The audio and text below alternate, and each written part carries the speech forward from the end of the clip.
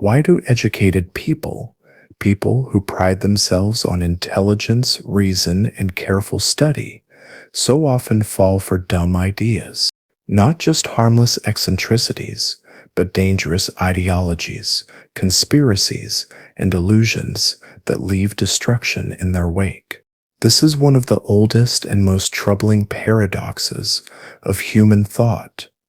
How can those trained in logic, immersed in books, and schooled in knowledge, embrace beliefs that are absurd, destructive, or even laughably false? History is filled with examples. The most brilliant minds of ancient Athens cheered for wars they could not win. Enlightened intellectuals in the 20th century defended totalitarian regimes that starved millions. Today, highly educated professionals spend their energy defending internet conspiracies, pseudoscience, or political dogmas that wither under a single moment of honest reflection. The German philosopher Friedrich Nietzsche warned us about this more than a century ago. He observed that education does not always lead to clarity. Sometimes it sharpens self-deception. For Nietzsche, the danger wasn't ignorance. Ignorance is simple. The real danger is cleverness in service of illusion, when reason is used not to uncover truth, but to protect what one already wishes to believe. Modern psychology has given this phenomenon a name: motivated reasoning. It is the unconscious bias by which we twist evidence to fit our desires, loyalties, or fears. We believe what we want to be true, and our intelligence simply arms us with better arguments to defend it. This leaves us with a haunting tension. If knowledge itself cannot protect us from foolishness, what can? If education does not guarantee wisdom, then where do we look for the strength to resist dangerous, dumb ideas? That is the question at the heart of this journey. In this video, we will explore 6 insights drawn from philosophy, psychology, and history that reveal why even the brightest minds are vulnerable, and how you can learn to recognize, resist, and rise above these hidden traps. Because if we cannot see through the illusions of our age, then our education is not our liberation, it is our prison. Let me take you to a quiet moment in history. It is the year 1633. In Rome, the scientist Galileo Galilei stands before the Inquisition. He has seen with his own eyes that the earth moves around the sun, not the other way around. The evidence is undeniable, and yet he is forced to deny it publicly, because the truth threatened not only the church's authority, but also the ordinary person's deepest sense of order. To believe that the earth spun through space, a small ball among billions, was too terrifying, too destabilizing. And so the institutions of his time clung to certainty, even at the cost of truth. This is the first great reason why educated people often follow dumb ideas. Certainty feels safer than truth. Nietzsche once wrote, "Convictions are more dangerous enemies of truth than lies." What he meant is that we are not driven primarily by the search for reality. Instead, we are driven by the need for psychological shelter. We want the world to feel predictable, meaningful, ordered, even if it means we must cling to comforting illusions. Think of it like a storm at sea. Truth is the open water, vast, unpredictable, terrifying in its depths. Certainty is the harbor, the safe place we rush to, even if it's built on illusion. Psychologists today call this the need for cognitive closure. Studies show that when people are anxious, uncertain, or threatened, they grasp at simple, rigid beliefs. It doesn't matter if those beliefs are true. What matters is that they reduce the feeling of chaos. Conspiracy theories, rigid ideologies, and simplistic worldviews thrive because they promise something priceless: stability. And here's the paradox: the more educated you are, the more terrifying the vastness of uncertainty becomes. Imagine spending years studying history, philosophy, or science, only to realize that knowledge doesn't give you final answers.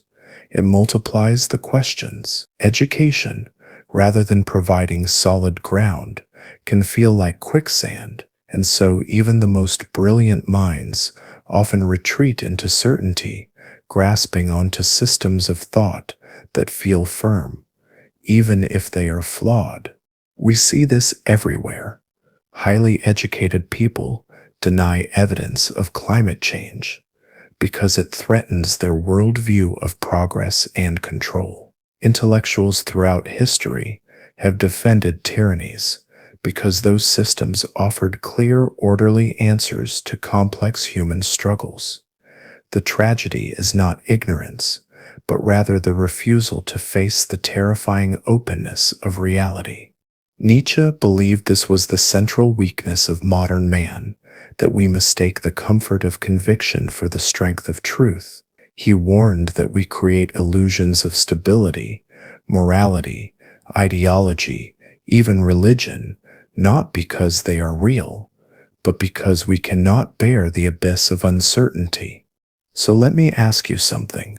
What do you cling to when life feels uncertain? What beliefs, however questionable, give you the sense that the world is safe, ordered, meaningful? And are you willing to loosen your grip, even if it feels frightening? Because here lies the first step toward wisdom. It is not the accumulation of facts or the memorization of theories. It is the courage to step out of the harbor into the open water of truth, to say, I would rather face reality as it is than be comforted by illusions. But this raises another question. If certainty is so seductive, then how do educated people justify their clinging to falsehoods? They cannot simply admit they are afraid. Instead, their intelligence arms them with clever arguments, rationalizations, and justifications. In other words, they use their education not to escape illusion, but to defend it. That brings us to our next revelation: how intelligence itself can become the armor of the ego, making us masters at lying to ourselves. So here we are. We began with a troubling paradox. Why do educated people, the very people trained to think, to reason, to discern, so often fall for dumb ideas? And now, after this long journey, the answer is both sobering and strangely liberating. It is not stupidity that drives this. It is not ignorance. It is something deeper, something human. We saw first the seduction of certainty, that we cling to beliefs that shelter us from chaos, even when they distort truth. We saw the ego's armor, that intelligence itself can be used to defend illusion, arming us with rationalizations that protect our pride. We saw the tribe within, that belonging and loyalty often matter more to us than logic, and that even brilliant minds will sacrifice truth for approval.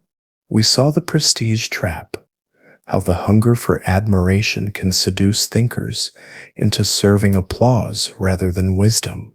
We saw the myth of progress, that history shows knowledge without humility does not save us. It amplifies our illusions. And finally, we saw the courage to doubt, that true wisdom is not about answers, but the strength to live with questions. Together, these 6 insights reveal a humbling truth. Education does not guarantee wisdom. Knowledge alone does not make us free. What matters is the spirit with which we use it, whether we use our intellect to protect our illusions or to pierce them. This is not just a philosophical puzzle. It is your life, here and now. Every day, You are confronted with beliefs that comfort, tribes that seduce, and certainties that soothe. Every day, your intelligence can become a shield for your ego or a light for your path. And every day, you must decide, will you seek truth or will you seek comfort? Perhaps the real danger is not that dumb ideas exist, but that we so easily surrender to them. And perhaps the real task of philosophy is not to make us clever, but to make us courageous. Socrates drank poison rather than betray his search for truth. Galileo risked his freedom rather than deny his observations. Nietzsche, Camus, and Jung all urged us to face chaos, shadow, and absurdity without retreating into illusions. Each, in their own way, invites us to stand in the tension of doubt, to bear the weight of uncertainty, and to live honestly within it. So what do we do now? We begin small. The next time you feel the thrill of certainty, pause and ask, am I clinging to this because it is true or because it feels safe? The next time you catch yourself arguing, ask, am I seeking clarity or defending my pride? The next time you feel the pull of the tribe, ask, am I belonging at the cost of honesty? These small acts of questioning are the seeds of wisdom. They may not make you popular, they may not bring applause, but they will begin to free you. And perhaps that is the task before us, not to become cleverer, but to become braver, to resist the prison of illusions, to live awake in a world that often prefers to sleep. If you've walked with me this far, I want to thank you. And if these reflections have stirred something in you, a question, a doubt, a moment of recognition, I invite you to stay with this journey. Subscribe if you haven't already. Share your reflections in the comments, because this is not just my search, it is ours. The world does not need more clever people. It needs more honest ones. It needs people with the courage to doubt, to question, to live without illusions, and yet still to live fully. The question is, will you be one of them? In 1942, during the darkest years of World War II, Albert Camus published The Myth of Sisyphus. In it, he confronted the absurdity of existence, the haunting realization that life offers no ultimate guarantee of meaning, no final certainty. Most thinkers, Camus observed, cannot bear this weight. They rush to escape the discomfort of doubt by clinging to comforting systems, religion, ideology, nationalism, utopian dreams.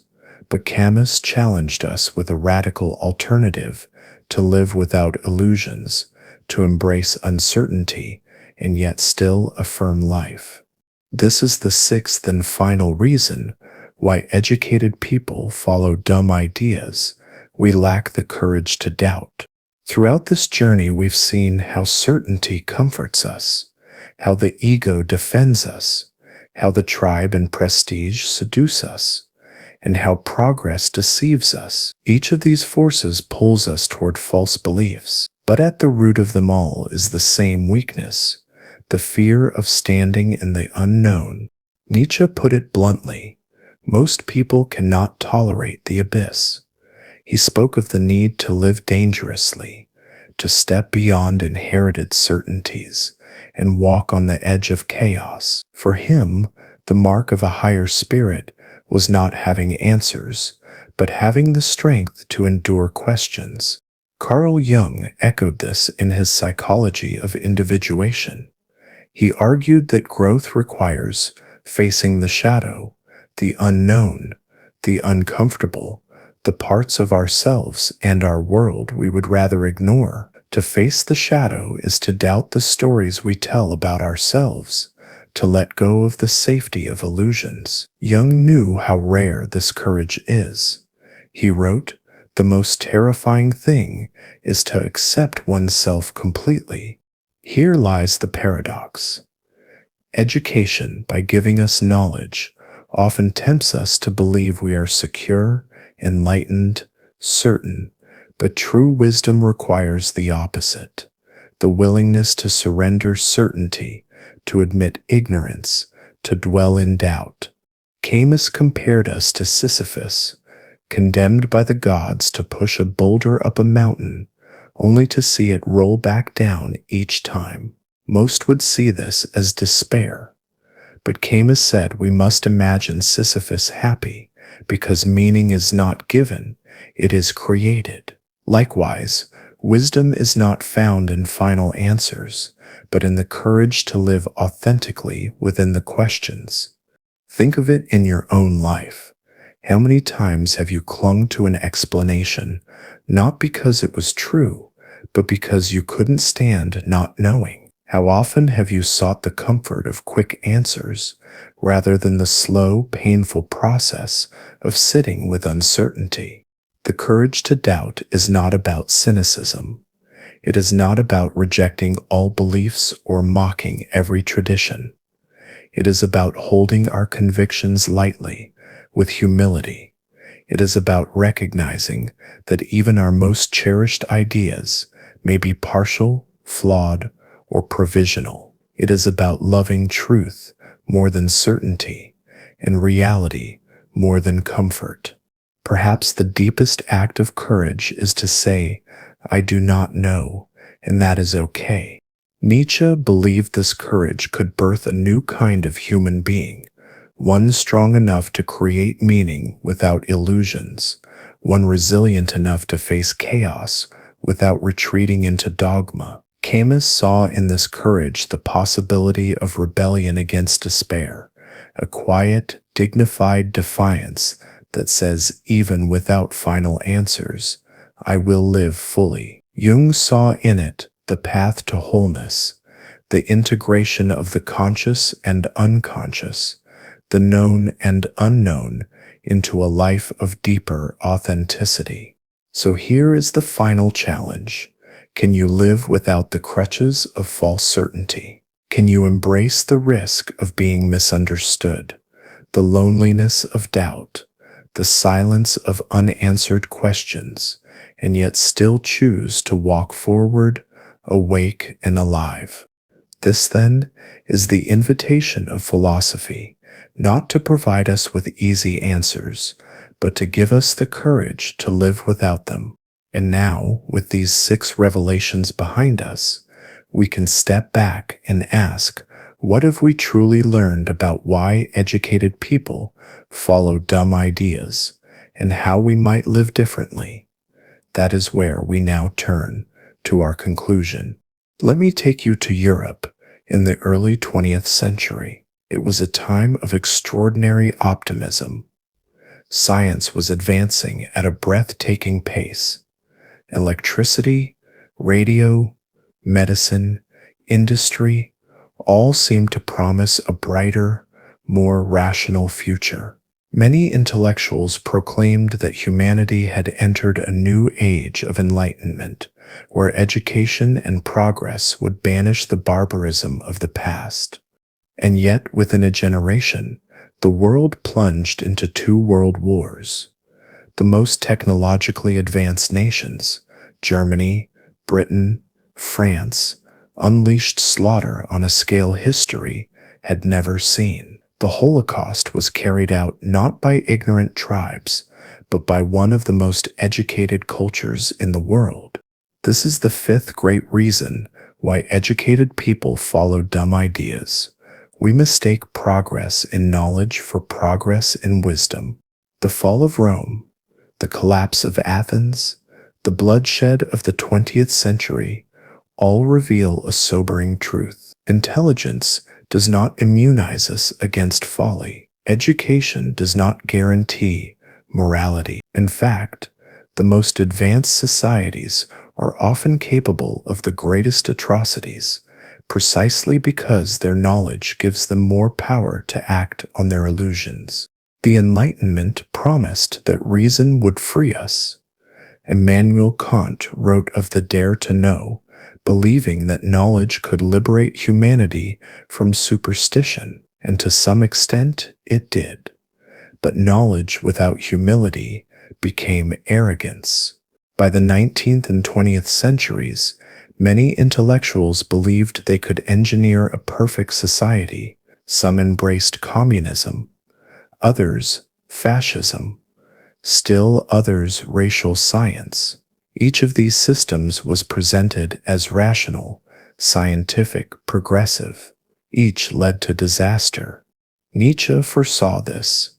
He warned that the death of old certainties, the collapse of religion and tradition, would not automatically lead to higher wisdom. Instead, he feared it would leave a void that educated elites would try to fill with new dogmas, nationalism, ideology, utopian schemes. He called it the danger of the last man, a creature who believes himself advanced, but has lost the courage to face deeper truths. Modern psychology confirms this sobering pattern.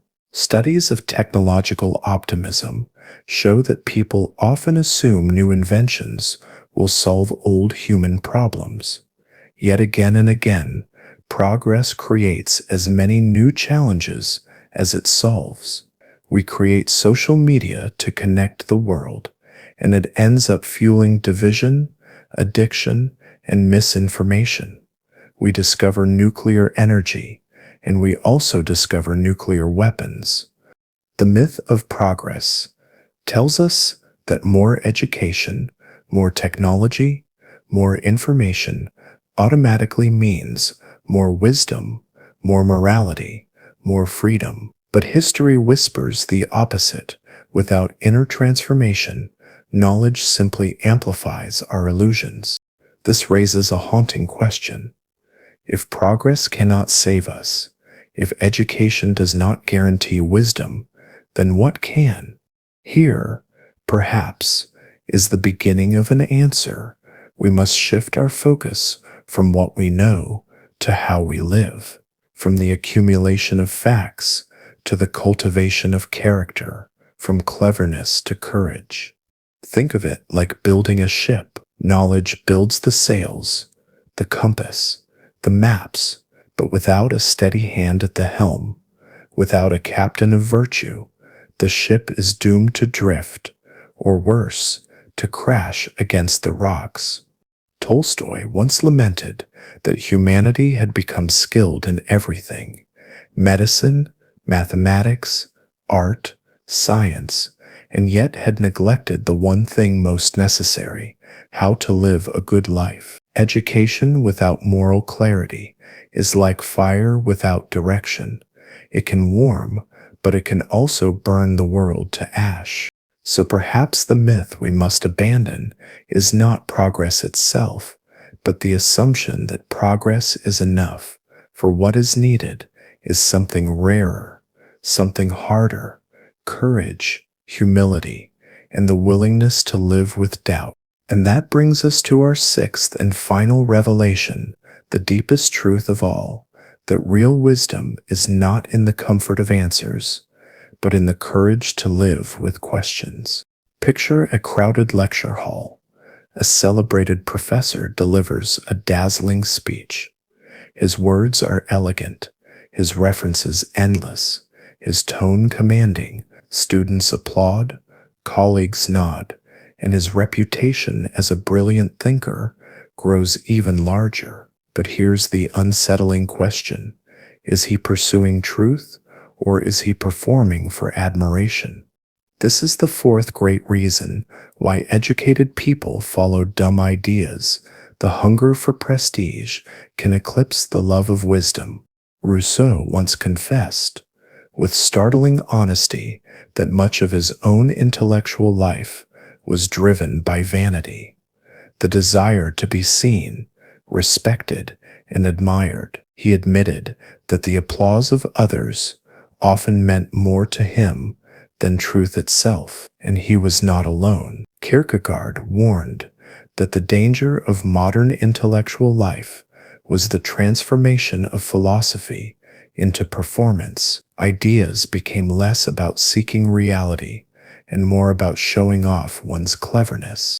The deeper truth is this: education equips us not only with knowledge, but with a stage. It gives us the ability to speak in ways that command respect, to wield complex language, to cite authorities, to appear profound. And with that ability comes a subtle temptation to value the performance of wisdom over wisdom itself. Nietzsche called this the corruption of the scholar. He accused academics of hiding behind systems, jargon, and footnotes not to illuminate truth, but to guard their own prestige. He mocked them as philosophical laborers who cared more about reputation than honesty. For him, the true thinker must risk being misunderstood, even ridiculed. But the prestige-driven scholar will never take that risk, because their highest value is not truth, but approval. We see this everywhere, even outside academia. A writer publishes provocative ideas not because they are true, but because they sell. A speaker simplifies complex truths into slogans that flatter their audience, gaining applause at the expense of depth. A professional twists their expertise to support the dominant narrative of their field, afraid that genuine dissent might cost them credibility. Prestige, then, becomes a golden cage. The applause feels good, the respect is intoxicating, but the price is freedom. For once you are addicted to recognition, you will not dare speak the truth that risks losing it. Psychology helps us understand why. Social status activates the brain's reward centers. Prestige literally feels like a drug. Studies show that admiration, likes, or applause release dopamine, reinforcing the behavior that won it. And so, even the most brilliant minds can become enslaved, not to ignorance, but to the intoxicating feeling of being admired. But here is the cruel irony. The very pursuit of status often leads educated people into foolishness. In their eagerness to be respected, they may endorse fashionable but empty theories, defend failing systems, or align with powerful movements that history will later judge as misguided. Their brilliance becomes a servant of vanity. Perhaps you felt this tension yourself. The subtle hesitation before saying something unpopular. The thrill when your words win praise. The quiet fear that if you speak your deepest conviction, you may lose the respect you've worked so hard to earn. These moments are the crossroads between truth and prestige. Kierkegaard once said that the crowd is untruth. He believed that authentic thinking requires standing apart from the stage, even if it means being mocked. True wisdom cannot flourish under the pressure to perform. It grows only in the soil of honesty, often quiet, often hidden, often unpopular. So the question becomes, will you use your education as a stage for applause or as a lamp for truth?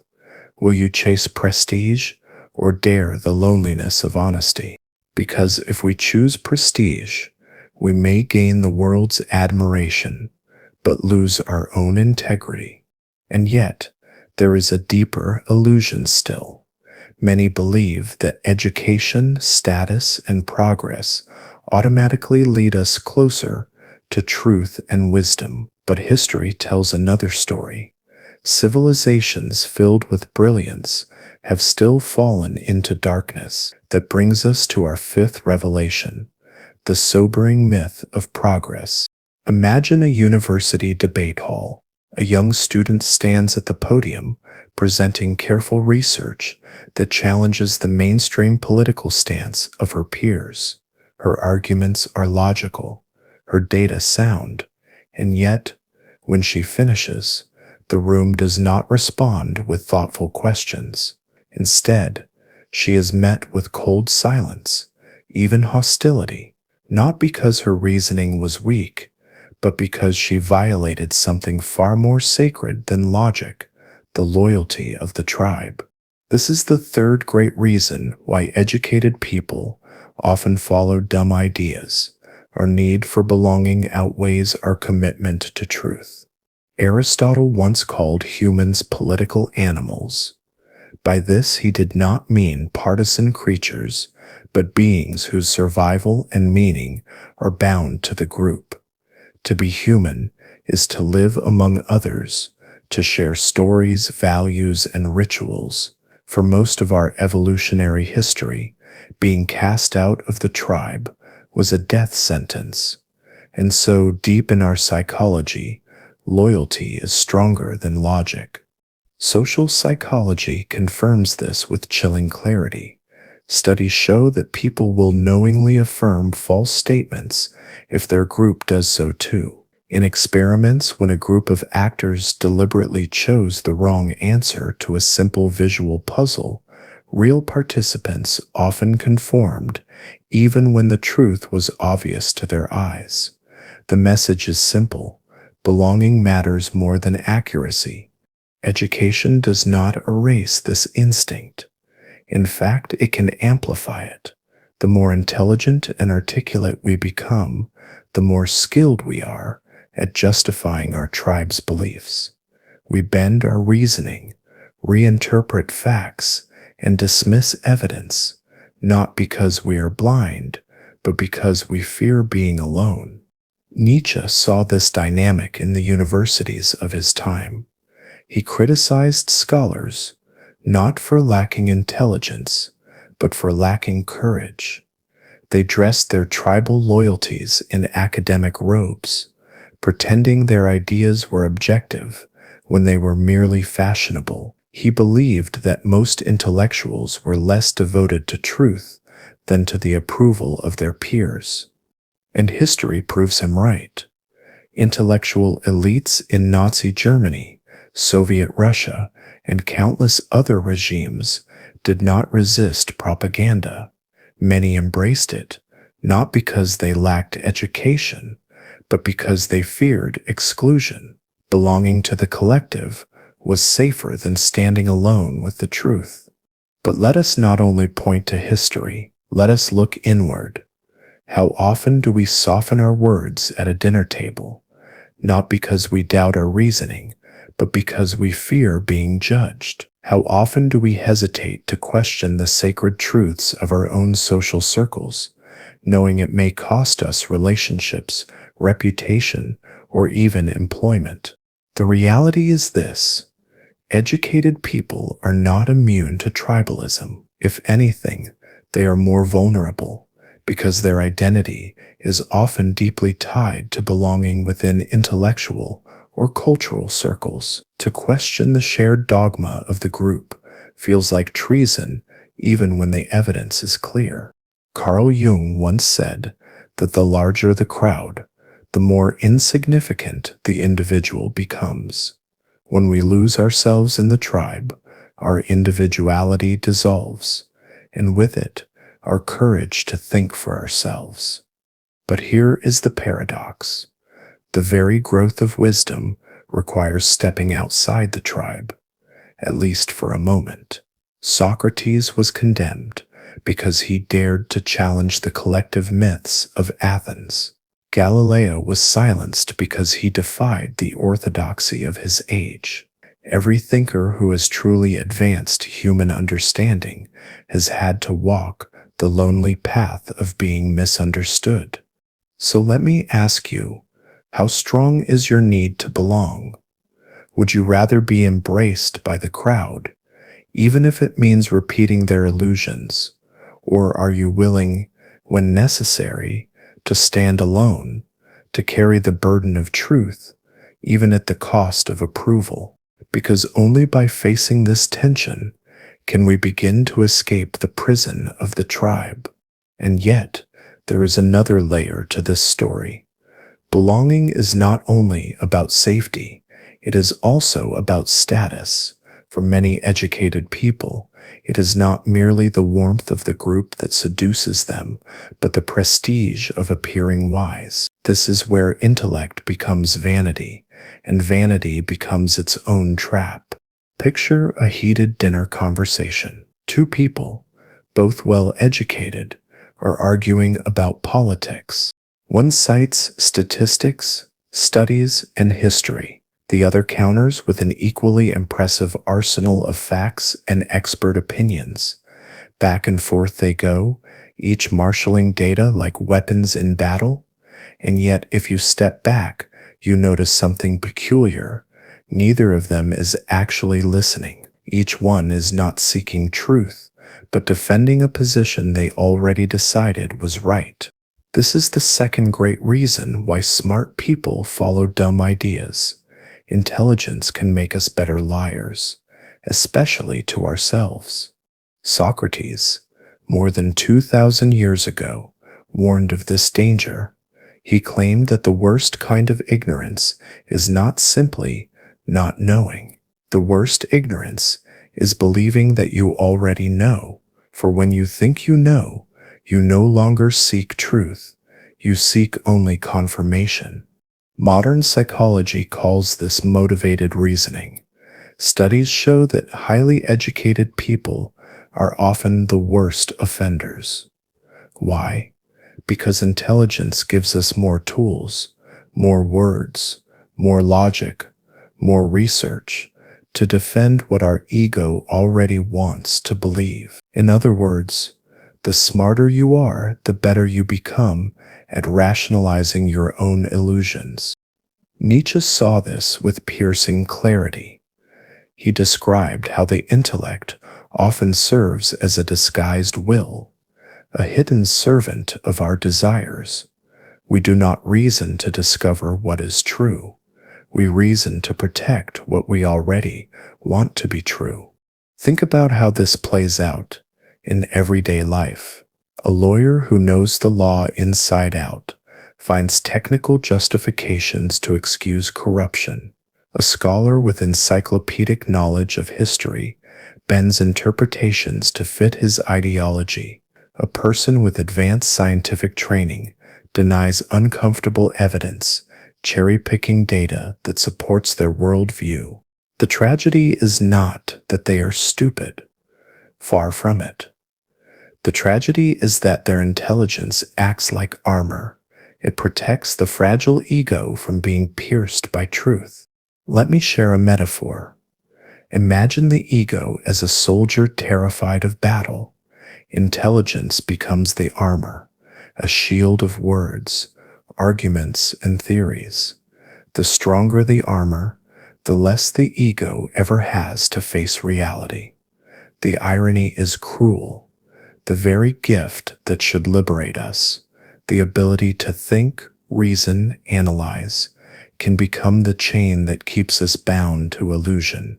Carl Jung, the great psychologist, put it bluntly: people will do anything, no matter how absurd, to avoid facing their own souls, and educated people often do it with greater sophistication. Instead of raw denial, they disguise avoidance with elaborate theories, academic language, or philosophical justifications. Perhaps you've seen this in yourself. I know I have. There are moments when I catch myself crafting arguments, not because I am open to truth, but because I cannot bear to be wrong. In those moments, my intelligence is not a tool of clarity. It is a mask for fear. So the real question is, how do we remove the armor? How do we let go of the need to always be right, to always defend the ego? Socrates offers us a starting point: humility, to say with honesty, I do not know. Those three words are harder to speak than any intellectual argument because they pierce the armor. They strip us bare, but they also open us to something deeper than mere cleverness. They open us to wisdom. This, then, is the hidden danger of education. It can teach us how to argue, but not how to surrender. It can sharpen our intellect, but not soften our ego. And unless we learn humility, our intelligence will always serve illusion more than truth. Which brings us to the third revelation. If the ego uses intellect to protect itself, then what is it really protecting? The answer lies deeper, in the human heart's desperate need to belong. This is where education collides with something even stronger than reason, the loyalty of the tribe.